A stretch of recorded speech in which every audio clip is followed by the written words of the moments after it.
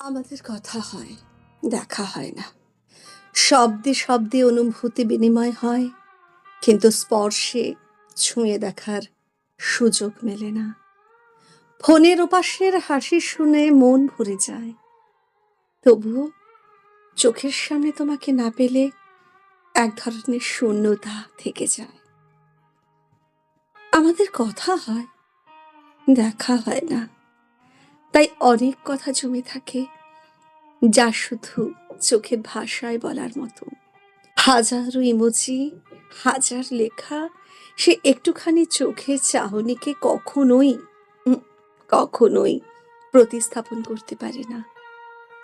হয়তো একদিন সব দূরত্ব পেরিয়ে আমরা মুখোমুখি বসবো, তখন আজকের সব না বলা কথা একসাথে বলে ফেলবো, যাতে আর কোনো অপূর্ণতা না থাকে।